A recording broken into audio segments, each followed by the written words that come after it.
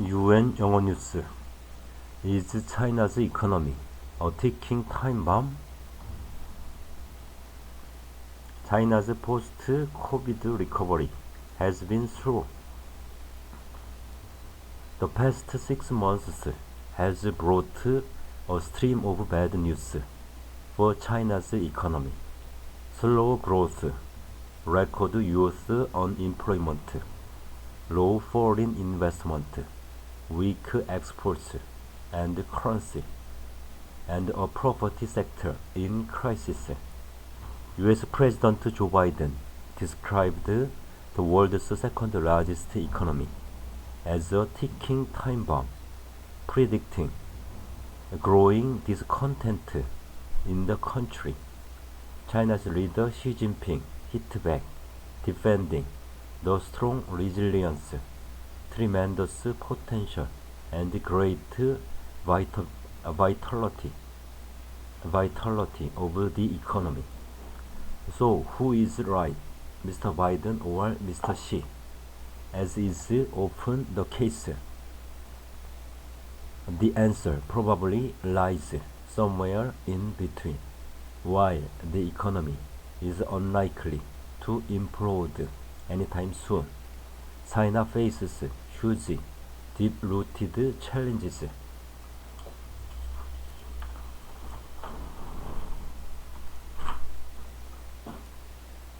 A property crisis and poorer households central to China's economic problems is its property market. Until recently, real estate accounted for a third of its entire wealth. This made no sense at all, says Antonio Fatas, professor of economics at the business school INSEAD in Singapore. For 2 decades, the sector boomed as developers rode a wave of privatization. But crisis struck in 2020. A global pandemic and a shrinking population at home are not good ingredients for a program of relentless house building.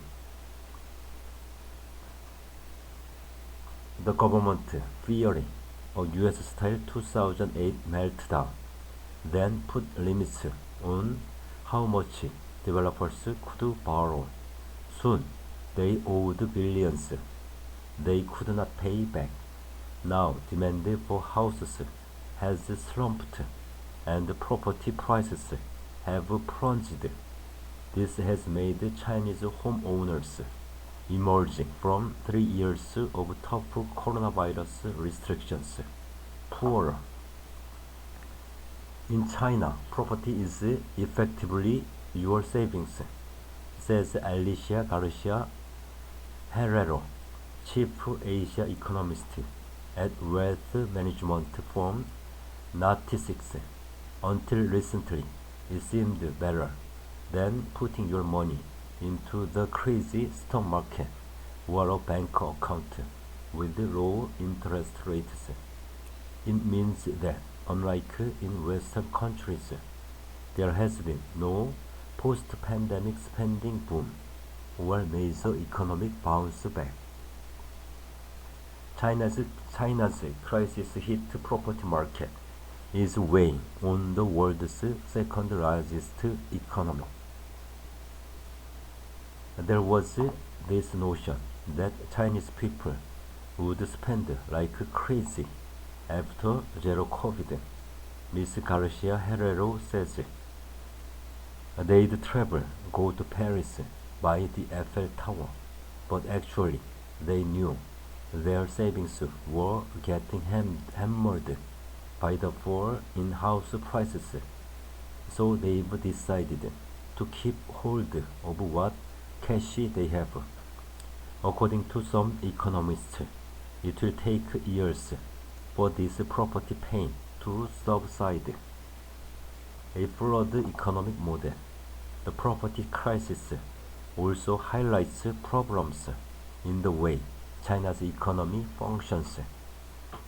The country's astonishing growth in the past 30 years was propelled by building everything from roads, bridges, and train lines to factories, airports, and houses. However, some economists argue this approach is starting to run out of road, figuratively and literally. One of the more bizarre examples of China's addiction to building can be found in Yunnan province, near the border with Myanmar. This year, officials there bafflingly confirmed they would go ahead with plans to build a new multi-million-dollar COVID-19 quarantine facility. The bottom line is that there is only so much China can build before it starts becoming a waste of money.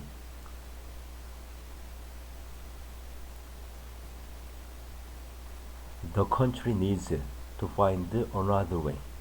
The country needs to find another way of generating prosperity for its people.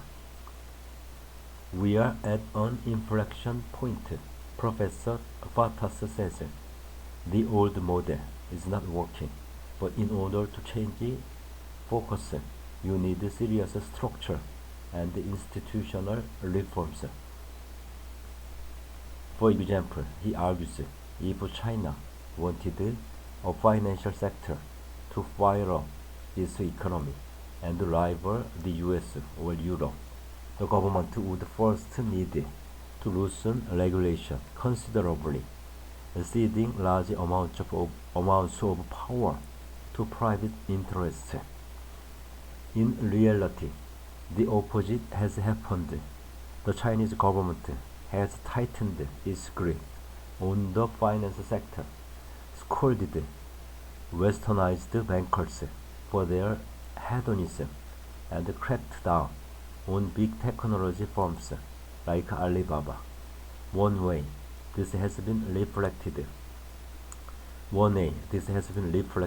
is in youth unemployment.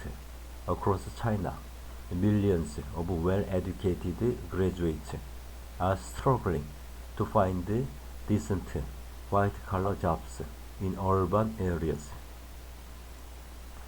China's exports fell sharply in July. In July, figures showed a record 21.3% of job seekers between the ages of 16 and 24 were out of work. The following month, officials announced they would stop publishing the figures. According to Professor Fatas, it is testament to a rigid, centralized economy struggling to absorb such a high number of people into the labor force. A top-down system is effective when you want to build a new bridge, but looks cumbersome when the bridge has already been built and people are still looking for work. What will the government do now? A change of economic direction requires a change of political ideology, judging by the Chinese Communist Party's CCP tightening grip on life recently, and President Xi's tightening grip on the CCP. This doesn't look likely. The leadership might argue it is not even necessary. In some ways, China is a victim of its own success. The current rate of growth is only considered slow when you compare it with the staggeringly high numbers of previous years. Since 1989, China has averaged a growth rate of around 9% per year. In 2023, that figure is predicted to be around 4.5%. It is a big drop-off, but still much higher than the economies of the US, the UK, and most European countries. Some have argued that this suits China's leadership just fine. Western economies tend to be powered by people spending, but Beijing is wary of this consumerist model. Not only is it deemed wasteful, it is also individualistic. Empowering consumers to buy a new TV, subscribe to streaming services, or go on holiday may help stimulate the economy, but it does little for China's national security or its competition with the US. Essentially, Mr. Xi wants growth, but not for the sake of it. This may be behind the recent boom in cutting-edge industries such as semiconductors, artificial intelligence, and green technology, all of which keep China globally competitive and make it less reliant on others. This idea might also explain the government's limited response to the faltering economy. So far, it has only tweaked around the edges, easing borrowing limits or shaving a fraction of interest rates, rather than pumping in large amounts of money. Foreign investors in China are worried and want the government to take action quickly, but those in charge seem to be playing the long game. They know that on paper, China still has a massive potential for more growth.